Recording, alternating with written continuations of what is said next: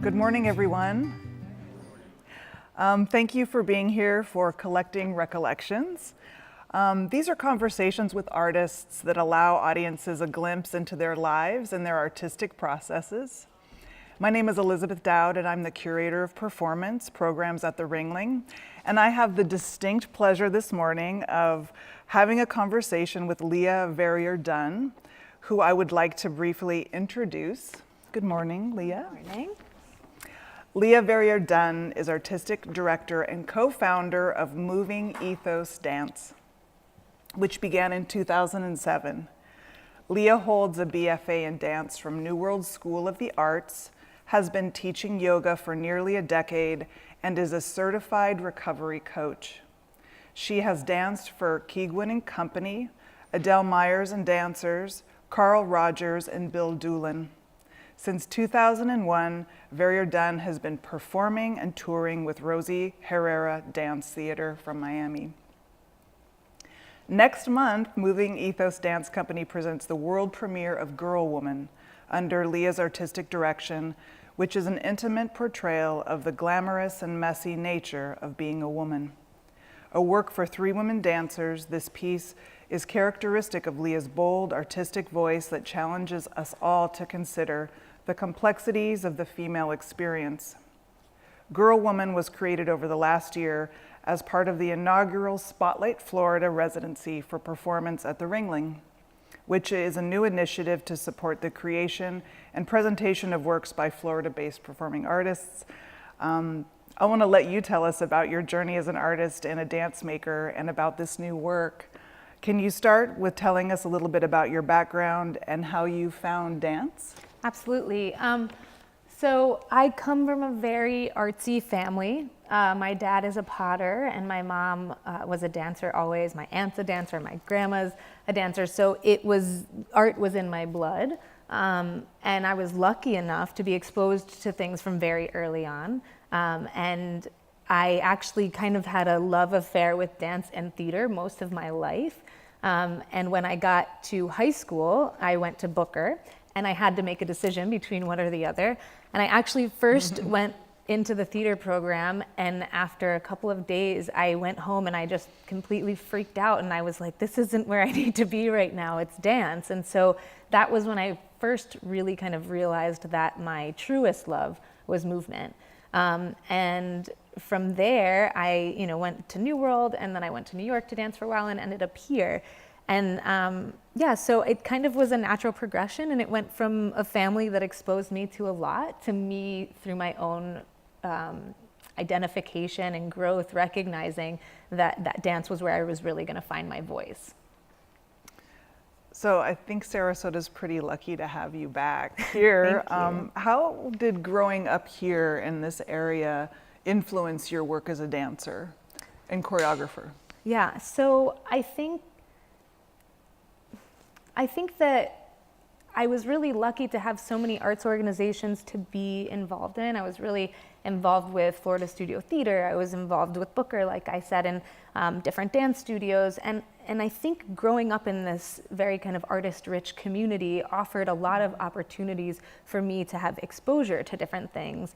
And I think that just being able to have that access makes a really big difference for somebody's life. So I think Doug Verone came to town when I was in high school or something, and having these choreographers from different places and recognizing like, this town is offering me so much. It gave me a lot to latch onto, and then just obviously influenced where I went from there and taught me about the importance of not only just staying here, but recognizing that there is information everywhere. So when I could get out and then come back and bring that information back home with you. That's great. I mean, being able to take advantage of all of the artistic opportunities locally is pretty extraordinary for a young artist. And then you did something really bold. You started your own company. Tell us a little bit about Moving Ethos and how you would define that work as a company, as a choreographer. So it took me a lot of years to figure out what Moving Ethos was. I initially started it, I think not even necessarily for the right reasons, but I don't really believe that it was right or wrong. I was very young. I was in my early mid-20s, and I was injured. And I had come home from New York to deal with this injury, and I was caught in a really kind of tricky and long rehab that made me feel pretty insecure about dancing for someone else, because I was having a tendency to get back into dance and then would re-injure. So I felt kind of helpless and not being able to continue my career as a dancer, but I'd always had a connection to choreography, and I thought, well, why don't I start making work? And my friend that co-founded the company with me was already here still. And she said, I'm starting a company, do it with me. And that's how it all kind of started. But we were young, and it was great in the beginning, and we had some really wonderful performances here. But then a few years into it, I started to feel like we started this company, and I got into this sense of becoming a factory of dance. Like, I just had to produce and put a show on and do this and do that. And then the more I did that, the more I would be recognized, and then our work would keep going. And I started to feel like the work was being sacrificed a bit, and like our integrity was starting to drop because we had this feel or this sense of need to overproduce things. And so I had a really big kind of like, I'm shutting it all down, we're canceling a show, we're trying it a different way.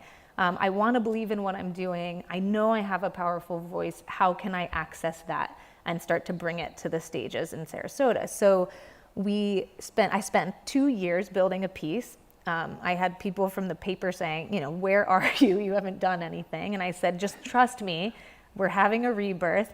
And 2 years later, we presented this piece called As We Fall, and it was a completely, it kind of like blew anything we had done out of the water. It was like I finally felt like I connected to who I was as an artist, and it made me recognize that the process is the most important part, and that I had an immense responsibility as an artist to take my job seriously in recognizing the power that art holds, and that if I was giving my complete truth and being utterly transparent, that my work did have the power to help people feel, to heal, to think, to grow, to take action. And that was something that I needed to take very seriously. And that only happened when I stopped worrying about producing and started worrying and caring about making and what I was making and how I was making it. You've categorized the work that you do as dance or choreography, but I think I'd like to hear you self-define a little bit more when you talk about making work or creating a piece. How would you categorize the work that you do in terms of performance? I think that's a really difficult question to answer, because I think we kind of are beyond the definition of dance. Well, I know we're beyond the definition of dance.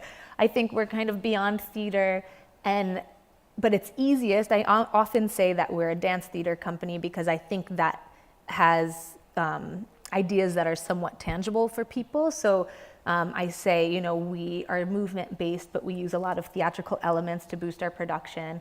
But at the end of the day, I really think you can put it under a blanketed term of performance art, and that I am not interested in being confined by any definition.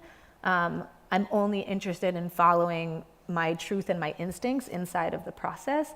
So sometimes that keeps me in a very dancey space. Sometimes I enter the world of theater, and sometimes I go into an area that I'm not sure has a label. And I'm trying to figure out how to help people understand that and how to define it for myself, because I think it's helpful to have a definition. So when somebody asks you a question, you can say, this is what I am doing, or this is what I mean when I say I'm making this. But I don't totally have a grasp on it yet. Do you think that people, as yourself, that began their training through their body or in dance have a different approach to making staged work? For example, how do you think as a creator? Do you think as a choreographer? Do you think as a director? How would you compare your process to other art makers that you know? I try to be very intuitive when I'm inside of the rehearsal space, and the work that I do is incredibly collaborative with the people I'm working with. So as much as I'm listening to my voice in my head, I'm trying to see and hear theirs however I can. And for some of my dancers, for example, I know that to reach where they need to go, I have to start from movement. For others, I have to start from emotion, and so on. And depending on who I'm working with and how long I've had the pleasure of working with them, that's easier for me to identify, in time. And knowing that, I come into the process and I start with them instead of me. And then I use my instincts to help shape what it needs to become. So yeah, I can't say that every time I start with movement or every time I start with this, I really start with an idea, and then I talk to them and get their thoughts and their input and then go from there. That speaks a little bit to collaboration. So you are the artistic director. Do you consider yourself the author of a piece, or do you work together with the artists in the room, whether they're dancers or actors, to create the content of the work? I mean, does the idea precede the creation or the collaboration? So they are definite contributors. When I say collaborate, I mean that they do play a role in the creation of actual phrase work or ideas that get put onto the space, or images that come to life. I would call myself the architect, and that I take all of these contributions in addition to my own ideas and concepts that start to boil to the surface, and I put it together. I build it into the structure that it becomes. But I also always ask for opinions. I always I wouldn't say opinions, I ask for people's thoughts inside the process, especially those from inside, because my ultimate goal is to make something that people can connect to. And if I listened only to my own voice, I would have a very one-sided approach to making things. So I recognize that my voice is one of many, and how can that exist in a creative process so that our work and our message becomes universal and identifiable, as opposed to egotistical or selfish or indulgent in that way. I was, in our conversation earlier, we were touching a little on this idea of maintaining a company. And you talked a little bit about the evolution of Moving Ethos and your approach as a choreographer to creating new productions. How long did it take you to make this work that you're doing right now? What had kind of the timeline, the gestation of that? So we've been actively rehearsing for just about over a year, I think, a year and a couple of months. But what happens for me usually before something comes to fruition is that I get a very elementary basic idea of something in my head, like a word that just keeps showing up, and I'm like, I don't know why that's sticking there, but I have to pay attention to it, and then it kind of will drift away and it will come back, or I'll watch something we're currently working on, or I'll go see a great show, and then the idea pops up in my head again, and eventually I start to pay attention to, or closer attention to it. And then I take that basic idea. So for this one, it was, just what's it like to be a woman? I know my experience, but with all of the things that are in our kind of climate right now, I was recognizing that there's just so much that needs to be addressed and talked about. And so I just was like, I don't know, I should start with the few people I work with and ask them what their experiences are. And then I should ask them what their relationship with their mother is like, or the woman they're closest with, and what does that look like? And so it kind of starts there and starts into some conversation. And then through time, we're like, oh, well, what would it look like if we took that idea and turned it into a movement phrase? Or if you could take that idea of this relationship with your mother, let's say, and exaggerate it and make it as cinematic as possible, what would that look like? What costume would it be? What colors would you see? Whatever. So we work imagistically in a lot of ways also. Oh, those are great concrete examples of how that manifests in the studio. I know that so the process so that started before your residency here at the Ringling. So it did, in that I was already kind of thinking about my next piece, and then we knew that the residency was happening, but we started working on it so that when we got here, we were, in the mind space already of it being somewhat developed and ideas fleshed out a bit. And so can you talk a little bit about your experience working here at the Ringling as it relates to the creation of the work?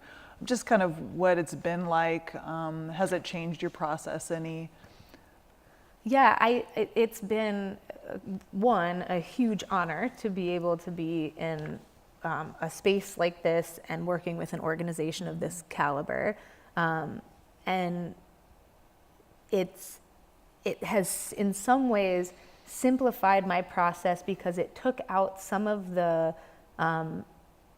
unnecessary work that I often have to do to keep the company afloat or keep it going, and it allowed me to just focus on making the work. So whether it was when we were actually rehearsing in this space or having something like this where I got to talk about stuff more, or the roundtable discussion that's coming up on Thursday where I get to talk about ideas from the piece. Those different kinds of ways of being involved not only kind of filled my cup as an artist and gave me space to keep working on something, but it also kind of fulfilled my idea of that social responsibility as an artist, and recognizing that we were kind of mentioning this backstage. Movement and dance is just one way to build connection, but connection ultimately to me is the goal. We have to connect to each other to save us all.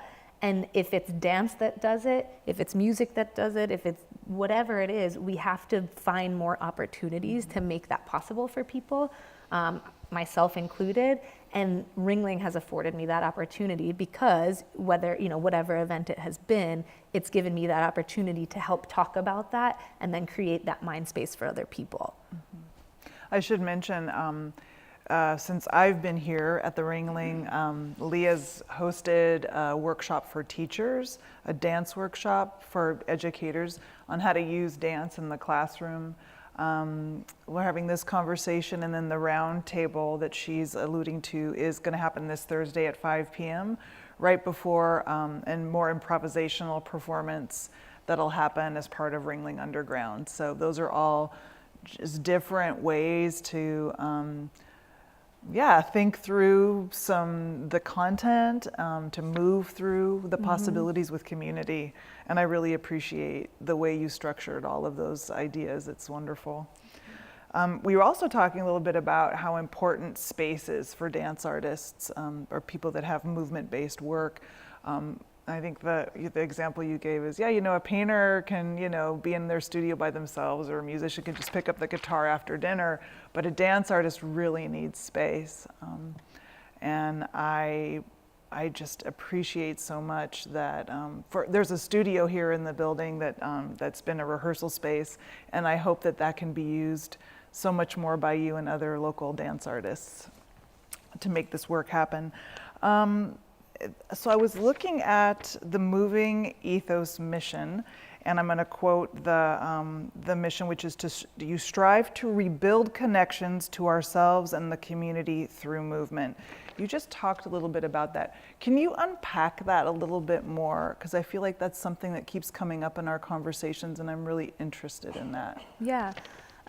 So I really believe that community and connection are the antidote to all of the not great things happening in the world, and that we all have to find whatever it is, whatever our gift is, to move towards that. So I recognize that I can use this as a tool to build connection. And so, like I've said, both through my work, through the work that we produce, and also the community engagements and whatever, but that one thing that I do to really push for that is start conversations. Because I think you can watch a dance show and you can say that was really moving, and you can go home and not think about it again, or you can watch a dance show, or any show for that matter, and you can get your mind going, and then you can talk to somebody about it, and then you can go home and you can tell someone else about it, and then all of a sudden a conversation about a possibly difficult topic or a complex topic or whatever becomes a conversation through many avenues, and you've all of the sudden created this kind of path of communication and connection with people that someone who bought a ticket to a show might not have expected to happen. And so I think in general, when we can kind of get to that core of that we're more the same than we are different, and when we can identify that sameness through talking about different ideas, and that when we can learn how to have conversations about things that are complex when we're on different sides of the fence, that art is a medium to allow us to do that. So we need to take that seriously. I feel that responsibility, I should say. When did you know you wanted to be a professional artist? I think I just don't know what else I would do.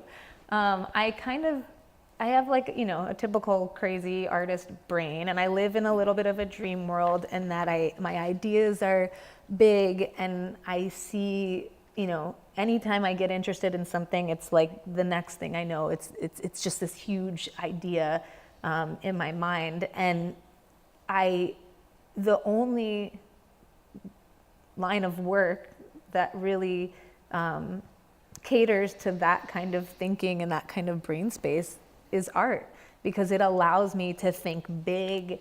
It allows me to go beyond the impossible. It allows me to not be normal, to not have to fit into any box. And so when I noticed that I was like, I really should stick with this, because it matches my nature. And I don't want to fight that. Now, there's other things I'm interested in too, but they don't have to be careers, Yeah, so. Of course. Okay, and is there a performance that you experienced at some point in your young artist life that was particularly memorable for you, that impacted you? There were, I had many different experiences dependent on the time in my life that at that moment felt crucial. And, I'm not even sure if I saw that same show today, if it would have the same effect on me. But there were a couple of artists that I've worked with over time that helped me kind of push beyond what I thought was possible in my own body and in my own mind. And a couple of those people, like in college, I had a Robert Battle, who you may be familiar with his name. He's the artistic director of Alvin Ailey now. Mm-hmm. He used to come to my school every year to set work, and I developed a very close mentorship relationship with him and was in every work that he brought.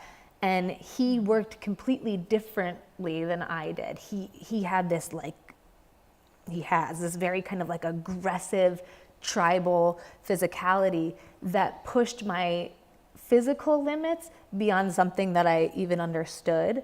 And there was a solo in one of the shows that I had that required such immense energy. I had to channel, I don't even know what, to get through the performances.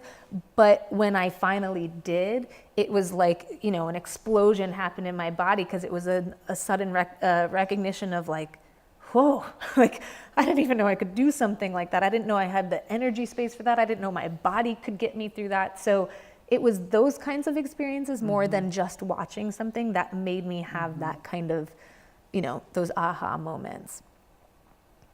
So you lived in New York City for a bit. How long did you live there? Short span, only a year.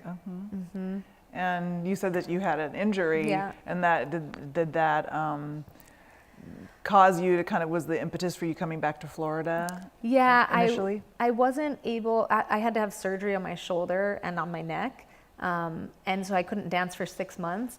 And I just couldn't see myself paying rent in New York City and working tireless hours and not being able to do what I actually wanted to do. So I just subleased my place with the intent to come back. But then things unfolded as they did. All right. Yeah. Lucky for Sarasota. Could you tell us a little bit more about the new work? It's going to premiere on April 12th and 13th. Everybody is invited to come and see this new work. It's a really profound topic that they've chosen, and I know that can't be easy to delve into that and create specific things. You described a little bit about the process and how you've brought up talk a little bit more about the work, what the process has been like for you. So the work, like we've said, is all kind of, it's about being a woman, but not in the sense that it's like it feels exclusive for, women's eyes only or something, but it's more about that identification of what the experience of being a woman is like in today's culture, and how the repetitive nature of like patterns that have kept going for decades and decades, and how we think we've made a big movement forward, but then when you really look at the picture, a lot of the same things are still happening. It's just the picture on top is kind of prettier, or they're we have made like we can vote now, so that's great, but there's still all of these other things happening. So it's like how the shiny new rights that get afforded to women or whatever is kind of masks the other things that are still happening. And so what we did with this piece was we took the stories of these 3 women that you'll see in the show, their own personal journey and what they have experienced in their lives. And each of them are at different stages in terms of age and experience. And then we use different kind of bigger metaphors and images that are universally like relatable with their story as the subtext. So this is kind of my like formula to making things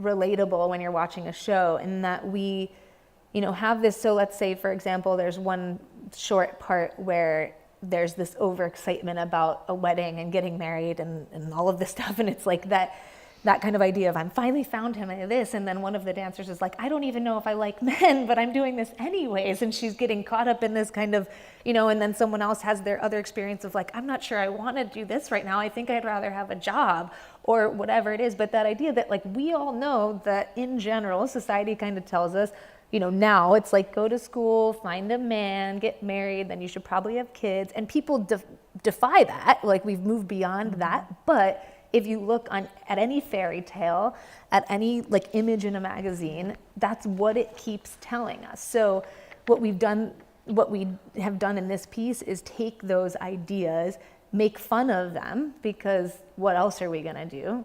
And then take in their we have to, right? Because we have to make it light in some way. And then we've taken their actual stories of like what their experience with, let's say they haven't come across confronting the idea of marriage yet, but they've been really scared about something before, or they've been really unsure if they should, whether or not they should do something before, or they've felt apprehensive about something, or they've been more excited about this than anything else before. And then we use that subtext to kind of support the image. And that happens all throughout the piece. And sometimes we're using their exact story or their exact, kind of body of space inside of that feeling or that experience or emotion. And sometimes we're using things like, other more recognizable images or songs or comedy to show what it looks like if you take those fears and those experiences and those things and kind of flip them upside down and say, like, let me make fun of myself for a moment. What does that look like? Yeah, that's wonderful. I love hearing those details in terms of the scenic structure and also the tension between profoundly serious, decades-long dilemma of women it kind of struggling with social norms, which are still so pervasive, even though there's, we have the great privilege of living in a society where we're free for the most part. And I think that how do you deal with that? And using a little humor maybe is what I'm hearing is. We use a lot, well, I would say I have a tendency to take people on like quite a ride emotionally. We use lots of comedy, and then we use really raw depth because I think it's important for us to be able to feel the full spectrum, because we do in life anyway, and it's a safe space to like go on that ride and know that you're okay, so that when you're out in the world you can ride that ride too, and that you will be okay. So we definitely use that as a tool. And then, just thinking about the things that we're seeing in society today when we think we've come so far. I have 2 boys at home. I'm raising 2 little boys. And, my biggest fear is like, how the hell do you raise nice boys in this world right now? It feels really intimidating. And so I do the best I can. And I was watching a show with my son. It was a movie. It's called Sing. It's an animated movie, and it's really funny. It's like great music, and it's all animals. And there is a scene where sexy bunnies are doing a dance saying, "Oh my gosh, look at her butt." And my son, the thing he takes away from that movie is that moment. He's 3 years old. He was 2 when he first watched it. That moment, and it's funny, but I'm like, there's something to that. He shouldn't be walking away singing. I mean, he's on his diaper table, and for him, it's still innocent, but that image gets stuck in your mind, and then it's like he's already learning to sexualize women through an animated animal movie. It's just completely unacceptable and horrifying. So those are the things that get stuck in my head, and then I'm like, okay, how do I address this in a dance performance? Sure. Oh, that's a lovely. I saw that movie with It's my really goddaughter. Yeah. So,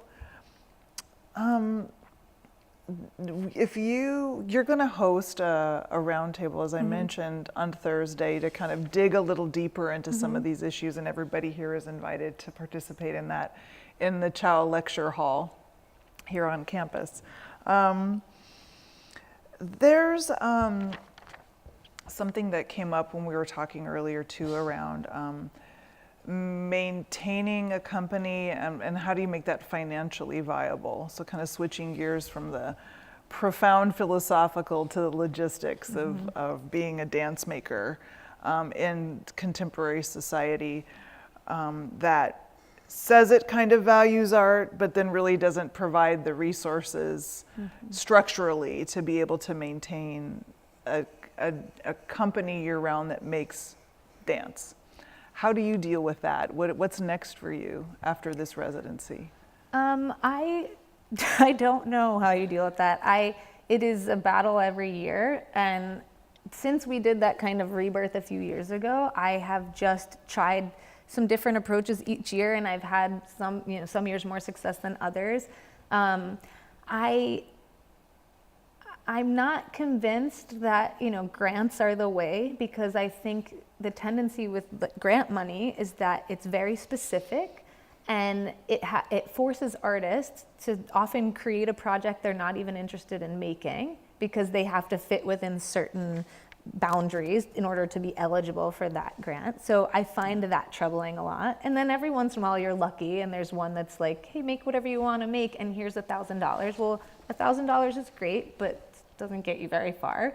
And so I don't know yet. I just keep trying to figure it out. I like the idea of crowdsourcing and making everyone feel like they're able to contribute to something versus only people who really have wealth. Letting a 30-something-year-old who just lives kind of a moderate, regular life know that like contributing $25 is something. Because if all of the 30-somethings or all of the 20-somethings did that and every year to a few different companies, there's significance in that. But we rely on these very small pockets of big money instead, and I just don't think that that's the only way. I'm not saying that that's not important. It's absolutely important. But I think we have to find a way to involve more people so that everyone feels like not only they're a part of something, but they have a say in what's being produced in places, in the art that they're being exposed to, rather than just being exposed to whatever ends up there because of whoever paid for it to get there. So if we can find a way to encourage younger people to contribute to arts programs and arts companies just even a little bit, it then piques their interest of like, oh, I might actually be kind of into this thing, and what does that mean? And then it like levels the playing field a little bit more. It widens the reach. More cool stuff can be made. It diversifies what's being brought or what's being, presented. Right. And I think that the way that a lot of performing arts, especially with small emerging projects or companies, the way that work gets made kind of remains mysterious. I don't think a lot of people on the outside understand how it happens. How do you go about getting a nonprofit status so that you can apply for these grants? Right. What's a board of directors? I mean, all these things that often artists who are trained in the discipline of their art form have to become administrators of their own projects and become fluent in this business model that really remains a mystery, I think, for a lot of people. I'm not saying it's a mystery for you, of course. I think it sounds like you're mastering it in a different way, actually. I'm just grasping at ideas, really, is what I would call it. I just am trying things that some people have done and some people haven't done, just to see what works best for the work that I'm making. And I think also, though, there is a level of needing to teach supporters about the importance of process, because what often happens is that we see the product, and that people think that that's what they're supporting when they're giving money. That's a huge part of it, because that's what everybody else gets to see. But if we're not supporting the artist's process, then the final product is not going to be the quality or have the power that we need it to have. But how do you teach people that when they don't get to see the progression over time? So I think there's an avenue for that needs to be looked at of how are we teaching supporters and patrons about the importance of process and building something and patience and waiting for that, final product. You work as an educator in the community. Do you give classes, kind of as Moving Ethos, and to what ages, and what are your teaching activities like? So it just kind of depends on the season. We used to do an adult class once a week, but because we're often juggling spaces and trying to find, a space to work out of, the consistency got difficult. So now I have found it to be more effective for me. My dancers teach in different places, but for me, I think there's more effect when we create something like what we did with the educators, or a few weeks before that, we did a master class here with just people that are interested in movement in town. There were some very trained dancers there, some people that have always just loved dance, and some that really had no dance background. Things like that are more appealing to me, because I think they're a little bit more powerful when there's like the excitement and the build up to get to somewhere, and then it's like, when is it going to happen again? And I just think it has a different kind of impact than teaching a technique class every week. So that's kind of more where I'm shifted to. I'm hoping, though, with Jessica DiLorenzo, who's the person that did the educator class with me, she does arts integration in the community, and for the school system. Mostly she works with teachers, but she also gets to go into the classroom sometimes. That sounds very enticing to me, to get into the classroom with the students, to not only help and work with the students, but to give an example of how a learning environment can look, so that a teacher has something to grasp on. And then you don't need me to do it. It's, you can replicate it, and many students can have it versus just the ones that can find my class. Certainly. What would you say to a young artist that wanted to embark on a career in dance? What would be your advice for them? I would say do it, 100% do it. I think that I would tell them that I actually have one person that I'm very close to now who is a really very smart choreographer who just is stuck in that pattern of like, I don't have the space, I don't have the dancers. And she just showed a piece for the first time that she's been working on since she graduated from college, which was like 5 years ago. And it's had up to 6 people and as little as 2 people in the performance. And she just keeps getting caught in that rut. And I was like, it does not matter who you're working with. It doesn't matter if it's your dream cast, what you're doing. You have to exercise your tool. If you're not making work, you never will. So I'm encouraging her to get beyond that concern for, I think we have this tendency in a lot of things that we do. We need like the perfect, formula. When I have this, then I'll start. When I have that, then I can do it. When I have the company, then I can make the work. You don't need a company. You don't need you just need a couple of people willing to like ride the ride with you and just make stuff and explore and practice your tool and your craft. And that would be my first piece of advice, just do it. And then my other advice would be, do not do things for free. We have to reestablish that dancers have incredible value, and we wouldn't ask, we have been asked so many times to do like an event where they're paying a DJ hundreds and hundreds of dollars and they ask us to do it for free. No, not anymore. Not anymore. And that we have to teach young dancers that, because all we want to do is everything that gets presented to us because we feel like we don't know what's going to happen next. So I want to do it, I want to do it. But I urge people to not to, unless it's like a very, very meaningful experience, because it just continues that pattern of not paying artists to do work. Mm-hmm. Yeah, and there's also this idea that I come up against a lot, which is there's so much effort and focus placed on making the work, and then it premieres, and then what? Mm-hmm. And then you have a weekend in the theater, and so in a city like Sarasota, everybody that you want to see it probably gets to see it if you do 2 nights performance, but then what happens? Does the work tour? Does it have a life beyond its premiere? Mm-hmm. How do you deal with that as an artist? That is a constant battle for us, for the company, because we aren't a touring company, and there have been times where we've gone up to St. Pete or down to Fort Myers, but we've just never really had the funding or the opportunity to look far beyond that. But what I would love to start to teach people about is the value of seeing something more than once, because I think that there's a tendency to say, oh, I've seen that show already, but imagine if you saw it once or twice or 3 times or 4 times, the value that it would have and the gift that it would give you from being able to not just enjoy the like surprises and the sparks that were lit the first time, but to really kind of start to think about what you're seeing and think about where your thoughts are headed when you're watching this, how it makes you feel. Is it encouraging you to take some sort of action or shift something in your own life? But I think, with our work, especially, somebody sees it and there's like so much input in your mind and body afterwards that you don't know what to do with it all. So it's like you don't get to hang on to all of it because it's so much at once. So how do you, I really want to encourage people to know that seeing something more than once is valuable. But then you have to convince the theaters of that too, that presenting the same thing more than once, even within a year or 2, is valuable.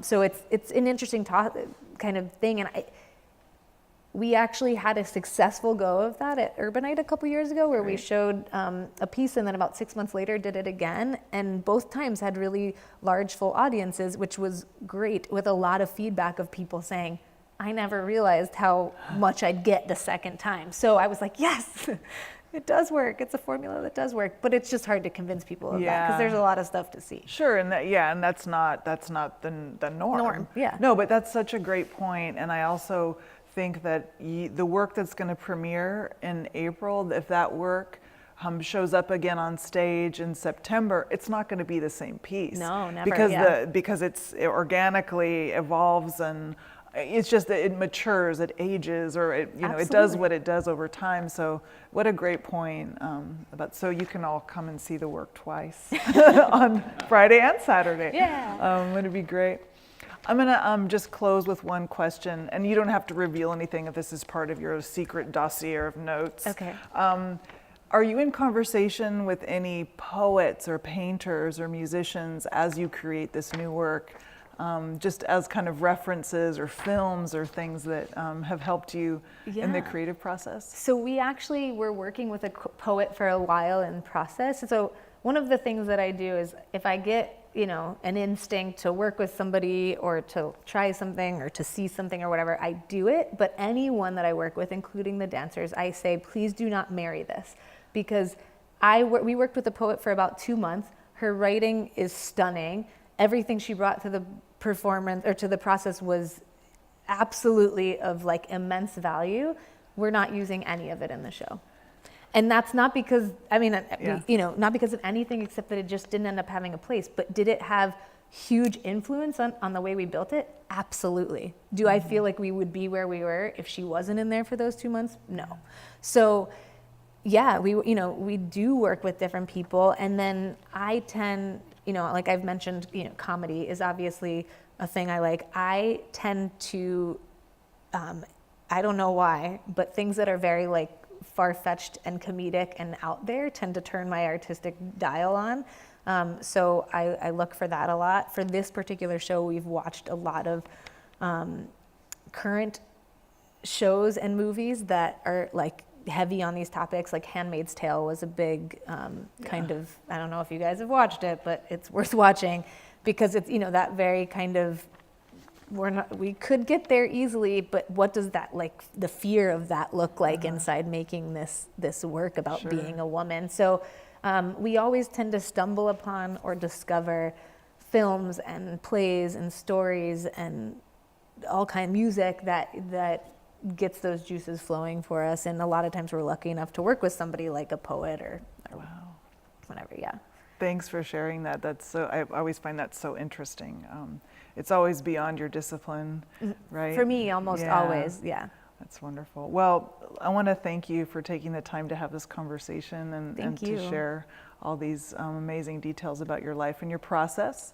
I want to invite everybody here to see the premiere of Girlwoman. It's April 12th and 13th. Please join us. If you'd like to continue a more intimate conversation with Leah on Thursday at 5 p.m., we'll be having a roundtable discussion, and you're all welcome. And thank you for coming this morning. Thank you.